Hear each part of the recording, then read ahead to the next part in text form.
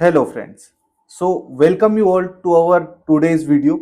In this we are going to discuss about 130th Amendment Bill. Recently हमारी केंद्र सरकार लोकसभा में लेकर के आई है 130th Amendment Bill 2025। ये इसका एम क्या है? ये डायरेक्ट हिट करता है क्रिमिनलाइजेशन ऑफ पॉलिटिक्स पे। और इससे हमारे ऑल ओवर द कंट्री एक डिबेट छिड़ी हुई है कि क्या सेंट्रल गवर्नमेंट अपोजिशन पार्टी को दबाने के लिए ये बिल लेकर के आई है। ओपोजिशन का कहना है कि ये हमारे मिनिस्टर्स या सीएम को हटाने के लिए ईडी या सीबीआई के थ्रू ये सेंट्रल गवर्नमेंट या बीजेपी गवर्नमेंट की चाल है। तो आज हम समझेंगे इस पूरे बिल को डिटेल में, इश्यूज क्या क्या है, चैलेंजेस क्या क्या है, फीचर्स क्या क्या है इसके, और एंड में वे फॉरवर्ड क्या क्या है। तो सबसे पहले हम देखते हैं, बिल को इंट्रोड्यूस करा था 20 अगस्त 2025 को लोकसभा में, और इसमें क्या प्रोविजन है। इफ एनी मिनिस्टर, सीएम और PM remain in custody for more than 30 consecutive days, लगातार 30 दिनों से या 30 दिन से ज्यादा कोई भी सीएम, मिनिस्टर या पीएम अगर वो कस्टडी में रहते हैं तो ही मस्ट रिजाइन और विल बी ऑटोमेटिकली रिमूव। वो एक तरह से उनको रिजाइन करना पड़ेगा, या अगर उन्होंने रिजाइन नहीं करा तो गवर्नर या प्रेसिडेंट के पास पावर है कि उनको रिमूव कर देंगे। अब ये जो जो हमने देखा है 30 कंसेक्यूटिव डे पे रिमूव करने का, ये सिर्फ उन ऑफेंस पे लागू होगा जो कि 5 साल या 5 साल से ज्यादा की पनिशमेंट देते हैं। पर हमारे यहाँ पर 5 या 5 से ज्यादा साल की कुछ छोटे छोटे क्राइम्स में भी सजा मिल सकती है। तो ये भी एक डिबेटेबल इशू है कि आपको क्राइम जस्टिफाई करना, मतलब बताना था एक तरह से कि ये क्राइम में 5 से ज्यादा की अगर पनिशमेंट मिली तो उनको एक तरह से अपना जो क्राउन है या फिर अपनी पोजीशन है उसको छोड़ना पड़ेगा। अब प्रिवेंट करप्शन, इसका एम देख लेते हैं हम। To prevent corrupt leader from holding office while in jail and restore public trust in the governance. तो बिल का सबसे बड़ा उद्देश्य यही है कि भ्रष्ट या अपराध में फंसे नेता जेल में रहते हुए भी सत्ता का आनंद या सत्ता ना चला पाए। तो ये जरूरी क्यों था? तो ये जरूरी इसलिए था क्योंकि why this is needed, because अभी तक भारत में कई ऐसे हमने एग्जाम्पल्स देखे हैं जहां जेल में बंद नेता भी राजनीतिक शक्ति का इस्तेमाल करते हैं। रिसेंटली हम दिल्ली का एग्जाम्पल देख लेते हैं। दिल्ली में हमारे लास्ट ईयर जब अरविंद केजरीवाल एक तरह से जेल में थे, तो दिल्ली की जो गवर्नमेंट थी वो जेल से ही चल रही थी। तो वे जेल से ही अपना आदेश भेजते हैं। पार्टी के जो निर्णय है वो भी एक तरह से प्रभावित करते हैं, और कभी कभी जो कैबिनेट बनती है हमारी, मतलब उस गवर्नमेंट की, तो उसको रीशफल तक करने में दखल दे देते हैं कि मतलब कौन सा मिनिस्टर कौन सी पोजीशन एक्वायर करेगा। तो ये सारा कुछ हो रहा था, इस वजह से एक तरह से जेल से सरकार कैसे चल सकती है, तो इसको हटाने के लिए ये सब बताया गया। और कुछ अगर एग्जाम्पल्स हम देखें, अरविंद केजरीवाल दिल्ली में तो हमने देखा ही था। लालू प्रसाद यादव, जो लालू प्रसाद यादव थे, एक तरह से वो फॉर्डर स्कीम में जो चारा घोटाला था उसमें कन्विक्ट के बाद भी आरजेडी के भीतर उनकी पकड़ इतनी मजबूत थी कि वो सीएम कौन बनेगा, कौन से मिनिस्टर को कौन सा पोर्टफोलियो मिलेगा, ये सब वही डिसाइड करते थे। तो एक तरह से यहाँ पे पावर और ये सब वो जेल में बैठे बैठे चला रहे थे। और अगर हम 2014 में जयललिता जी की सरकार थी तमिलनाडु में, तो जब वो करप्शन चार्ज में जेल गई थी तब भी पार्टी और राज्य की सारी कमान उन्हीं के हाथ में थी। तो ये इस टाइप की जो सिचुएशन है, इससे क्या है, पब्लिक का अपने लीडर्स पे भरोसा उठता है, गवर्नमेंट से भरोसा उठता है। तो ये जो बिल है ये सब कैसे रुकेगा, इन सबको कैसे रोकेगा? तो इस बिल में क्या होता है, 30 डेज 30 डेज या 30 डेज से ज्यादा की अगर कस्टडी हो गई तो ऑटोमेटिक रिमूवल के प्रावधान दिया है। ठीक है, ऑटोमेटिक रिमूवल। और उसके साथ इसका मतलब यह होगा कि जब भी नेता चाहे कितना भी शक्तिशाली हो, अगर जेल में है तो गवर्नेंस से तो वो बाहर ही रहेगा। ठीक है। और अगर हमने मतलब ये एम क्या करता है, क्यों लेकर के आई है सरकार इस बिल को, क्योंकि ये एक तरह से रिस्टोर करता है पब्लिक का trust, to restore public trust in governance. तो जब जनता देखेगी कि कानून ने जो मतलब नेता है जो कानून बना रहे हैं वो उतना ही लागू हो रहा है जितना आम नागरिक पर, तो विश्वास तो मजबूत अपने आप हो जाएगा, क्योंकि इनको भी लग रहा है ना कि अगर बिल बनाया है तो इसको लागू करके मिनिस्टर एक तरह से अपनी जो पोजीशन है उस पोजीशन से हट रहे हैं, तो एक तरह से लोगों का भरोसा बढ़ेगा। भ्रष्ट नेता जो रहते हैं सत्ता में, उनको डेमोक्रेसी की लेजिटिमेसी कमजोर करती है उनके प्रेजेंस से। ठीक है, अगर क्रिमिनल बैकग्राउंड है और वो एक तरह से मिनिस्टर की पोजीशन होल्ड करेगा तो एक तरह से इसमें हमारी डेमोक्रेसी जो है उसकी लेजिटिमेसी वीक ही होगी। यह मतलब एक तरह से ये बिल क्या कह रहा है, no one is above the law. मतलब लॉ जो है वही सुप्रीम है in our India. No minister PM CM should be above our law. तो अब हम देख लेते हैं ये जो अमेंडमेंट बिल सरकार लेके आई है ये कौन से आर्टिकल्स के बेसिस पे गवर्नमेंट लेके आई है, कौन से आर्टिकल्स फुलफिल कर रहा है इन बिल्स को। तो जैसे हमारा आर्टिकल है आर्टिकल 75(1). अब ये जो सेंट्रल गवर्नमेंट होती है ये क्या बोलती है, जैसे कि union minister hold office during the pleasure of the president.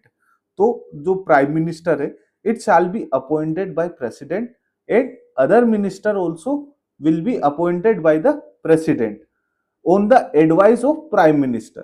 तो the minister hold office during the pleasure of president. अब एक तरह से प्लेजर ऑफ प्रेसिडेंट यहाँ पे हम बोलते हैं, बट यह बिल कहता है कि अगर कोई मिनिस्टर 30 दिन से ज्यादा कस्टडी में रहता है तो प्रेसिडेंट के पास पावर आ जाएगी कि वो अगर मतलब अगर उसने कुर्सी छोड़ दी तो ठीक है, बट अगर उसने कुर्सी नहीं छोड़ी तो प्रेसिडेंट के पास पावर आ जाएगी कि वो उसको हटा सकते हैं। अगर पीएम का भी अगर ऐसा होगा तो प्रेसिडेंट पीएम को हटा सकते हैं। तो यानी प्लेजर ऑफ प्रेसिडेंट अब एक तरह से लीगल रूल बन जाएगा इस बिल को एक्ट बनने के बाद। दूसरा अगर हम देखते हैं इसी तरह से स्टेट लेवल पे भी होता है आर्टिकल 164 सब क्लोज 1। इसमें क्या दिया है, state minister hold office during the pleasure of governor. तो जो चीफ मिनिस्टर है वो अपॉइंट करेंगे गवर्नर, और जो दूसरे मिनिस्टर्स रहेंगे उनको कौन अपॉइंट करेगा, governor on the advice of chief minister. But और ये आर्टिकल बोलता है they hold office during the pleasure of governor. अब अगर कोई सीएम या मिनिस्टर कस्टडी में हो तो गवर्नर को भी यहां पर एक तरह से लीगल ये रूल बन गया या कॉन्स्टिट्यूशनल पावर बन गई कि गवर्नर भी चाहे तो उस इंसान को हटा सकता है या सीएम को हटा सकते हैं। तो एग्जाम्पल के लिए मान लीजिए कि उत्तर प्रदेश में कोई मंत्री सीरियस क्रिमिनल में चार्ज में कस्टडी में है, तो तब गवर्नर के पास कॉन्स्टिट्यूशनली पावर रहेगी अगर ये एक्ट बन गया कि वो एक तरह से इनको रिमूव कर देगा। तो अभी तक तो ये डिस्क्रिशनरी थे, बट अब ये लीगल रूल बन जाएंगे अगर ये बिल एक्ट बन जाएगा। इसी तरह से आर्टिकल 239 ए सब क्लोज 5, ये दिल्ली में जो मिनिस्टर्स है, काउंसिल ऑफ मिनिस्टर्स है, सीएम है, उनकी बात करते हैं कि वो भी होल्ड करते हैं अपना office during the pleasure of president. अगर वहां भी कोई मिनिस्टर है जो 30 या 30 दिन से ज्यादा के लिए कन्विक्ट हो गया या फिर जेल चला गया तो उनको भी प्रेसिडेंट के पास पावर रहेगी, लीगल रूल रहेगा, अगर वो अपनी पोजीशन नहीं छोड़ेंगे तो उनको रिमूव कर दें। Judicial interpretation have stressed constitutional morality and priority. तो देखो, सुप्रीम कोर्ट ने इन प्रोविजन की जो इंटरप्रिटेशन करते हुए बार बार कॉन्स्टिट्यूशनल मोरालिटी एंड प्रॉपर्टी पर जो जजमेंट दिए हैं, वो हम हमारे नेक्स्ट वाले स्लाइड में देखेंगे कि रिसेंट जो जो लॉज थे, ये जो लॉ बना है वो किसके बेसिस पे बना है, सुप्रीम कोर्ट के कुछ केसेस के बेसिस पे। तो हम वही केसेस देखते हैं। Shamsher Singh versus state of Punjab 1974 में यहाँ पर जजमेंट दिया था सुप्रीम कोर्ट ने।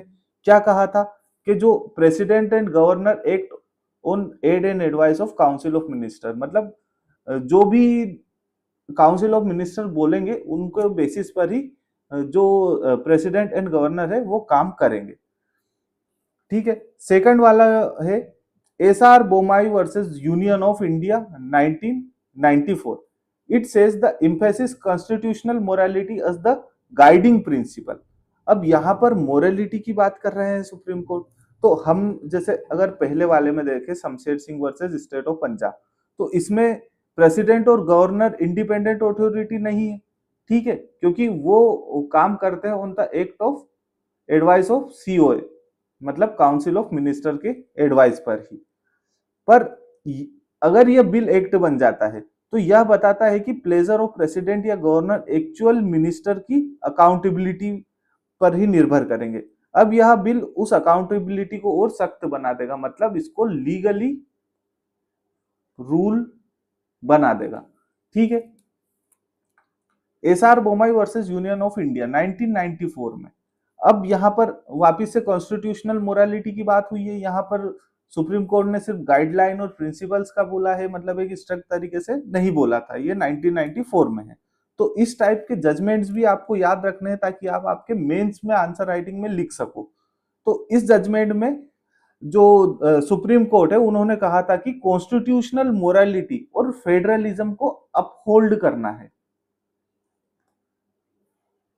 और मिनिस्टर्स जेल में रहकर पद पर बने रहते हैं, तो इसी वजह से मोरालिटी के अंदर रहकर उनको वो पद को छोड़ देना चाहिए।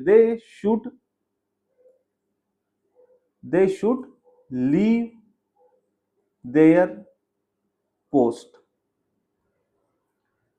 ठीक है। अब एक तरह से सुप्रीम कोर्ट ने सिर्फ प्रिंसिपल्स बनाए थे, बट अगर ये एक्ट बन गया तो ये भी लीगली बाइंडिंग हो जाएगा। Okay.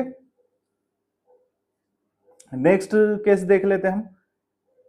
Manoj Narula versus union of India in 2014। Person with serious criminal charges should not be a minister. अब इसमें कहा था कि जो इंसान ऑलरेडी सीरियस चार्जेस से है जिस पर, वो एक तरह से मिनिस्टर नहीं बन सकता। मिनिस्टर ऐसे लोग होने चाहिए जिनका इंटीग्रिटी पर डाउट जनता ना करे। They should have integrity. ठीक है। एक तरह से लोग उन पर डाउट ना करें, जिससे क्या है डेमोक्रेसी की और वैल्यू बढ़ेगी। अब बिल इस जुडिशियल एडवाइस को प्रैक्टिकली लागू कर देगा। इट इज द, ठीक है, प्रैक्टिकली लागू करता है। और अब क्रिमिनल कस्टडी में जो मिनिस्टर है उनको एक तरह से अपना जो पोस्ट है, पद है, उसे छोड़ना पड़ेगा। नेक्स्ट हम देख लेते हैं case lily Thomas versus union of India, जो कि 2013 में पास हुआ था। अब इसमें क्या कहा था, तो कोई भी एमपी या एमएलए, ठीक है, अगर कन्विक्ट होता है तो उसकी मेंबरशिप तुरंत उसी वक्त खत्म हो जाएगी, मतलब उसकी मेंबरशिप उसी वक्त खत्म हो जाएगी। तो इसका रेलिवेंस क्या है, तो ये जो बिल है इस प्रेसिडेंट से आगे बढ़ता है और यह कहता है कि सिर्फ कन्विक्शन नहीं बल्कि कस्टडी भी अगर हो जाए तो उससे रिमूवल हो जाएगा। तो यहां पर तो देखो एमपीज और एमएलए, और ये जो एक्ट बना है ये सीएम, मिनिस्टर और पीएम के लिए बना है। तो एक तरह से आपको डिस्क्रिमिनरी नहीं लग रहा है। एमपी एमएलए कब क्वालिफाई होंगे? जब वो कन्विक्शन है, एक तरह से उन पे गिल्टी है और वो प्रूव हो जाएगा, उसके बाद उसको उनको इमीडिएटली वो पद छोड़ना पड़ेगा। बट इस एक्ट के अंडर में सीएम, मिनिस्टर एंड पीएम, इन लोगों को मतलब 30 दिन हो गए, अगर प्रूव नहीं भी हुआ तो भी उन लोगों को पद को छोड़ना पड़ेगा। तो ये सारे जो केसेस थे, सुप्रीम कोर्ट ने जो बार बार कहा था कि सत्ता में केवल वही लोग होने चाहिए जिनका जो है इंटीग्रिटी हो और चरित्र साफ हो और जिनका भरोसा हो जनता का जिनके ऊपर, ठीक है। तो ये जो चारों केस है, ये एक ही बात दोहराते हैं कि governance must be clean and accountable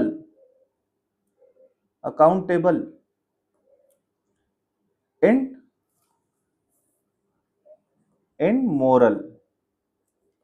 तो ये एक तरह से क्लीन, मोरल एंड अकाउंटेबिलिटी की ही यहां पर बात करते हैं। अब हम देख लेते हैं स्ट्रेंथ ऑफ बिल। बिल एक तरह से किस तरह से स्ट्रेंथन करता है हमारी डेमोक्रेसी को, ठीक है। तो strong step against the corruption. अब ये बिल एक तरह से करप्शन को फाइट करने के लिए लाया गया है, ये तो हमें दिख रहा है। Prevent jail leader from continuing in power. एक तरह से हम देखते हैं जो लोग हैं जो पार्षद का चुनाव जीत जाते हैं, एमएलए का चुनाव जीत जाते हैं, तो वो लोअर स्टेज में with their power and money वो यहां से तो जीत जाते हैं, बट सुप्रीम कोर्ट का मानना है कि उनको और आगे मिनिस्टर लेवल तक ना पहुंचने दिया जाए। तो ये बिल उसको भी, उस गाइडलाइन को भी एक तरह से इन्फोर्स करने का काम करता है। री इन्फोर्स अकाउंटेबिलिटी इन एग्जीक्यूटिव ऑफिसर। यहाँ पे अकाउंटेबिलिटी ऑलरेडी आएगी, ठीक है। Reflect judicial emphasis on the integrity in governance. अब यहाँ पे जुडिशरी की भी बात हो रही है। Judiciary is also taking actions in the accountability of executive. अब हम देख लेते हैं की फीचर्स क्या है, what does the bill says. Bill क्या बोलता है? तो बिल बोलता है हु इज अफेक्टेड, अफेक्ट कौन कौन हो रहा है।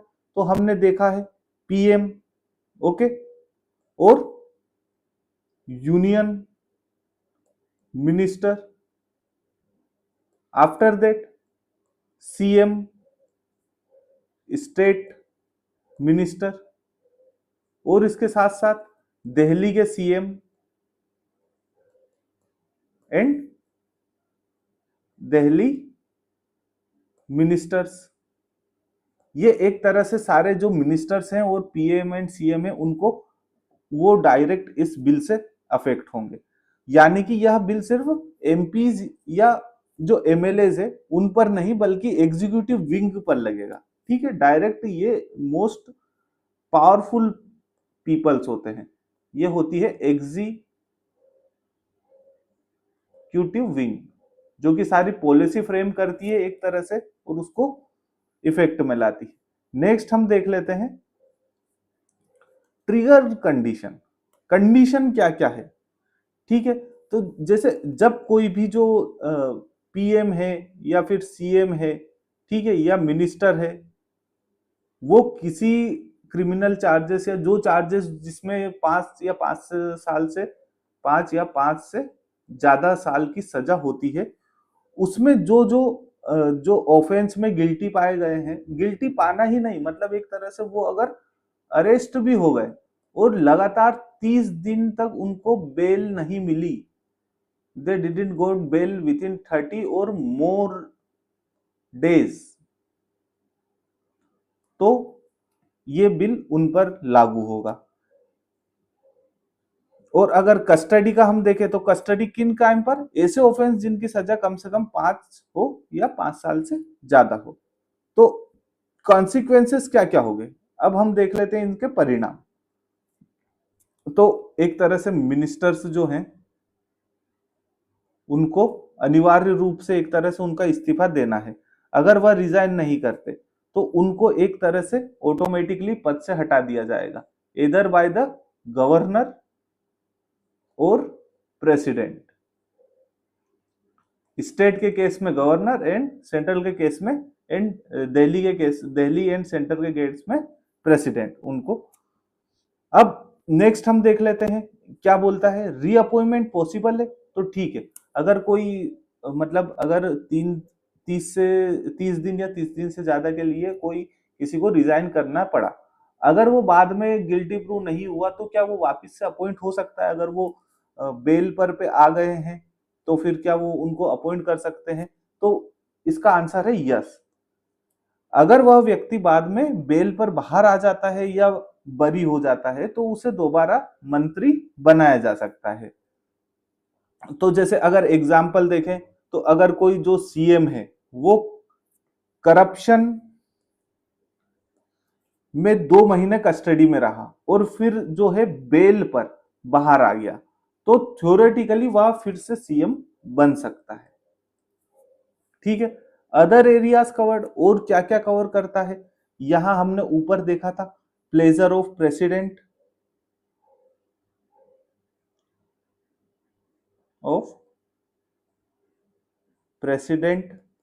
एंड गवर्नर की हमने ऊपर आर्टिकल्स में बात करी। ठीक है, जो हमने गवर्नर्स के ऊपर बात करी थी, एक तरह से उनका जो डिस्क्रिशनरी पावर था उसको एक तरह से ये लीगल रूल बना देता है। ठीक है। अगर 30 दिन के अंदर विथ इन दैट मिनिस्टर और पीएम और CM he didn't resign from his post, then they can take action and they can remove them. तो यह एक तरह से पब्लिक ट्रस्ट को रिस्टोर करने के लिए अकाउंटेबिलिटी क्लोजेस जो है वो ऐड करे गए हैं। अब हम देख लेते हैं पैसेज रिक्वायरमेंट। अब इस बिल को पास करके एक्ट बनने के लिए क्या क्या रिक्वायरमेंट है? तो आर्टिकल 368 बोलता है क्या, किसी भी एक्ट को मतलब किसी भी बिल को एक्ट बनाने के लिए अमेंडमेंट की बात करता है। तो अमेंडमेंट सिंपल अमेंडमेंट होता है और दूसरे में होता है स्पेशल मेजोरिटी, जिसमें कि 2/3 मेंबर प्रेजेंट एंड वोटिंग होती है ऑफ टोटल मेंबरशिप। यानी कि special majority in both Lok Sabha and Rajya Sabha, और जिसमें कि लोकसभा में भी और राज्यसभा में भी 2/3 मेंबर प्रेजेंट एंड वोटिंग होगी, एंड किसकी? मेजोरिटी ऑफ टोटल मेंबर्स की। तो एक तरह से यहाँ पर ये स्पेशल मेजोरिटी में पास हो रहा है। और इसी के साथ साथ हमने देखा है कि ये स्टेट्स को भी हिट कर रहा है, मतलब उसको भी इफेक्ट कर रहा है। तो रेटिफिकेशन by at least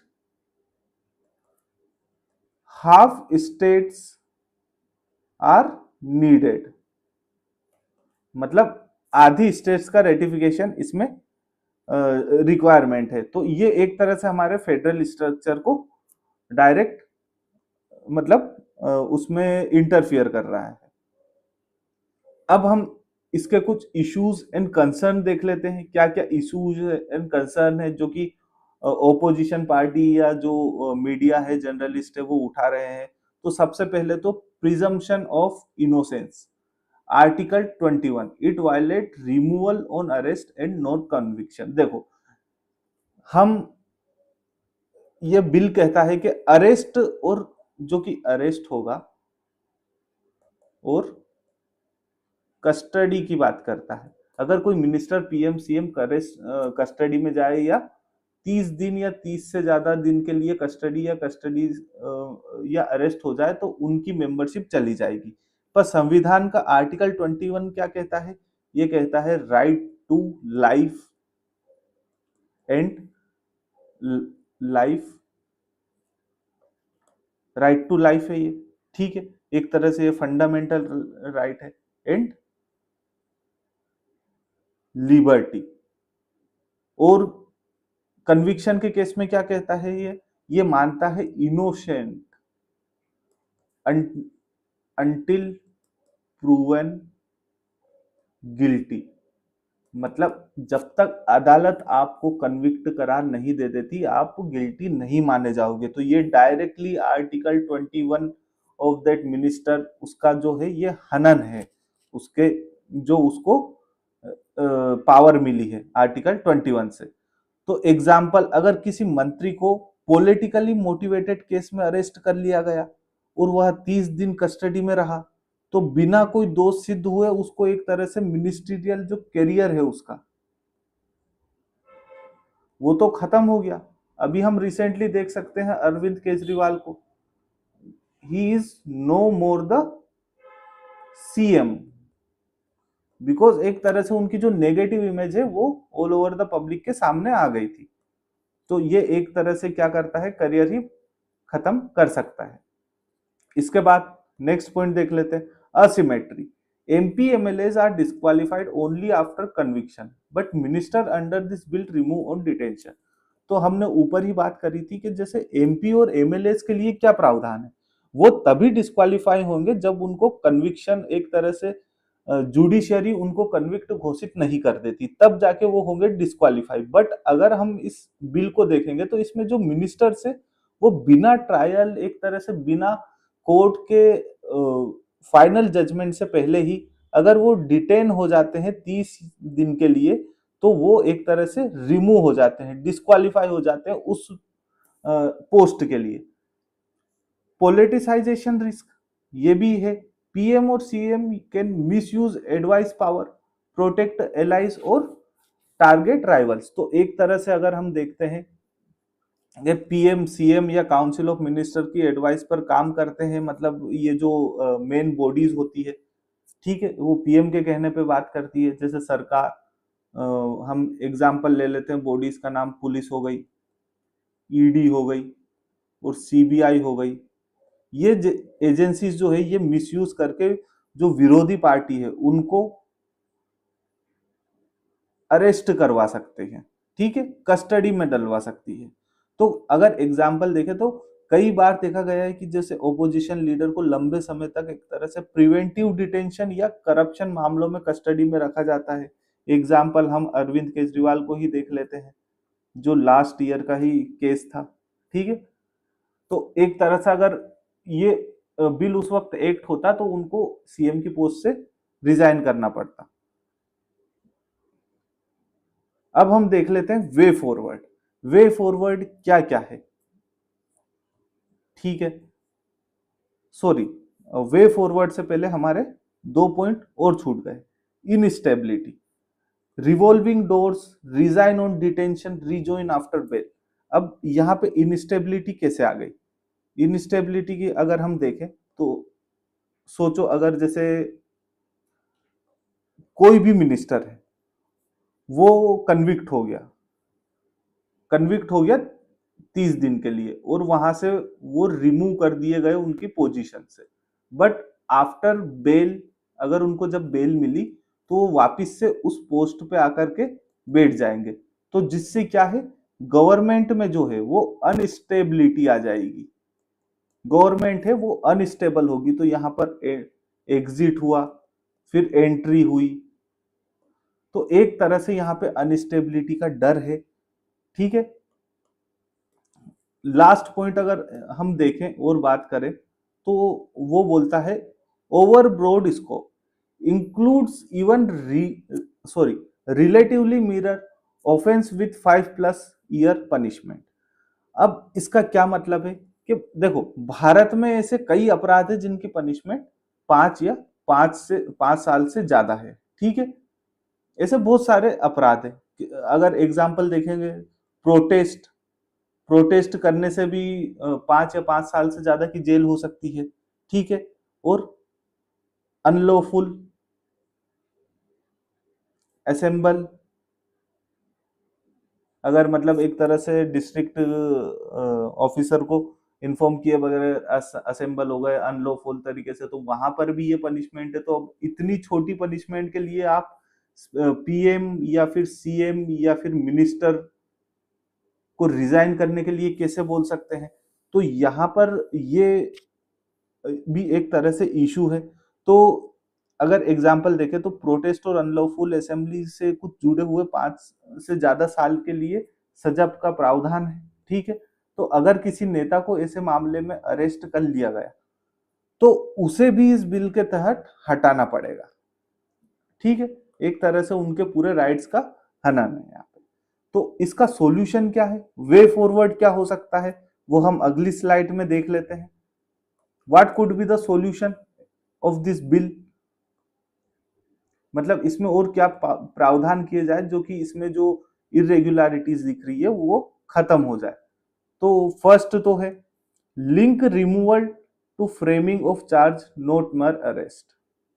अब सबसे पहले तो ये वही बात हो गई कि जब तक गिल्ट प्रूव ना हो जाए तब तक उनपे एक तरह से आप इस टाइप से उनको पोजीशन से रिमूव नहीं कर सकते। पहला पॉइंट तो यही बोल रहा है कि अब जैसे अभी जो बिल कहता है, क्या कहता है कि कस्टडी ऑफ 30 डेज होने पर ही रिमूवल हो जाएगा। तो ये सॉल्यूशन दे रहे हैं हम इनको कि जो रिमूवल है उनका आधार होना चाहिए फ्रेमिंग ऑफ चार्जेस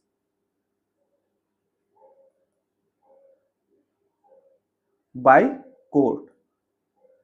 एक तरह से कोर्ट चार्जेस बनाए उसके बेसिस पर ही इनका रिमूवल हो। जैसे कि एग्जांपल, अगर किसी मंत्री को पॉलिटिकली मोटिवेटेड अरेस्ट किया गया है, कस्टडी में रखा गया है, पर कोर्ट चार्ज फ्रेम नहीं किया, तो इसके तहत जो रिमूवल है वो क्या होगा, वो होगा अनफेयर। ठीक है, नेक्स्ट हम देख लेते हैं independent judicial tribunal review to ensure fairness. अब यहां पर ये एक तरह से इंडिपेंडेंट ट्रिब्यूनल सेटअप करने की बात कर रहे हैं या फिर जुडिशियल रिव्यू की बात कर रहे हैं। जैसे कि एग्जाम्पल में, जैसे इलेक्शन कमीशन जो है वो इलेक्टोरल डिस्प्यूट में खुद ही अपना इंडिपेंडेंट रेफरी जिसमें अभी हमारा जो इलेक्शन कमीशन है ये ऑलरेडी वोट चोरी के इल्जाम में फंसा हुआ है, जो हमारी ओपोजिशन पार्टी है उनके द्वारा। तो एक तरह से अगर हम इसी तरह से एग्जांपल ले तो वो एक तरह से इंडिपेंडेंट रेफरी है किसी भी इलेक्टोरल डिस्प्यूट के लिए। वैसे ही एक कॉन्स्टिट्यूशनल ट्राइब्यूनल होना चाहिए जो मिनिस्टर्स के डिस्क्वालिफिकेशन की जांच कर सके, एक तरह से उनको एग्जामिन कर सके उनके ऊपर जो एलिगेशंस लगे। ठीक है, और with in a time frame अपना रिजल्ट दे ताकि पेंडिंग केसेस ना हो। नेक्स्ट हम देख लेते हैं provide suspension of ministerial function instead of outright removal. अब ये बोलते हैं कि कुछ पूरी तरह से उनको रिमूव मत करो, मतलब एक तरह से उनको सस्पेंड कर दो कुछ वक्त के लिए। अगर वो गिल्टी प्रूव हो गए तो उनको रिमूव कर दो, if they are not then until that वो एक तरह से सस्पेंड रहेंगे। नेक्स्ट क्या वे फॉरवर्ड हो सकता है, restrict scope to serious crimes, corruption, moral turpitude at national security. तो ये अभी हमने ऊपर देखा कि सिर्फ अगर दंगे हो गई, दंगे तो चलो ठीक है एक इशू हो गया, बट जैसे इलीगल कहीं पर असेंबल हो गए तो उसके लिए भी 5 से ज्यादा साल की प्रावधान है, तो क्या उसके लिए भी रिमूवल हो सकते हैं। तो इस टाइप से पहले इस बिल में वो रीजंस जोड़े जाएं, वो क्राइम्स जोड़े जाएं जिनके बेसिस में आप बोल सकते हो कि हाँ ये 30 दिन के लिए अगर मतलब जेल में भेज दिए या अरेस्ट हो गए तो इनको अपने पोजीशन से रिमूव कर दिया जाएगा। करप्शन, ठीक है, या फिर एक तरह से हमारे कंट्री के लिए, सिक्योरिटी के लिए ये हार्मफुल हो जाए, जैसे सिविल सर्वेंट को सॉरी जैसे सिविल सर्वेंट के लिए भी एक तरह से ऐसा है इशू के जैसे करप्शन इन सब में इन्वॉल्व हो गए तो वो एक तरह से उनके लिए एक ओवर द लिमिट देखते हैं, एक तरह से रेड लाइन क्रॉस करना देखते हैं। तो इसी तरह इसमें भी अगर एग्जाम्पल ले तो अगर कोई नेता प्रोटेस्ट में पुलिस केस में फंस गया और उसे लॉ में 5 साल की सजा है तो टेक्निकली वह भी हट सकता है, तो पर लेकिन यह सीरियस करप्शन और टेरर जैसा कुछ है नहीं। तो इस टाइप की प्रैक्टिस होनी चाहिए, ठीक है। तो ये जो था ये था वे फॉरवर्ड। अब तो दोस्तों अगर इस बिल को वास्तव में अगर हमें सफल बनाना है, देखो क्रिमिनलाइजेशन ऑफ पॉलिटिक्स ये बहुत बड़ा इशू है इंडिया में, तो ये बिल तो जरूरी है बट इसके लिए कुछ सेफगार्ड भी जरूरी है। रिमूव को अरेस्ट पर नहीं बल्कि जैसे चार्ज पर लिंक करना होगा। ओके, एक तरह से हम ट्रिब्यूनल भी बना सकते हैं, ठीक है, जो कि रिव्यू कर लेगा उनके अरेस्ट को। और दूसरा, इसका जो स्कोप है वो एक तरह से सीरियस क्राइम तक होना चाहिए।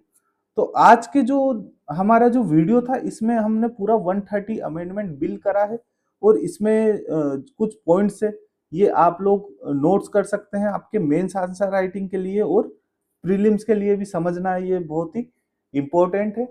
तो अभी तो जैसे बिल है, अगर ये एक्ट बन जाएगा तो एग्जाम के लिए और इम्पोर्टेंट रहेगा। तो देखते रहिए हमारे साथ हमारे यूट्यूब चैनल पर, और सब्सक्राइब कीजिए ताकि मोर जैसी इस टाइप के न्यूज आएगी वो हम आपके यहाँ तक लेते आएंगे। So that's all for today. Thank you to all.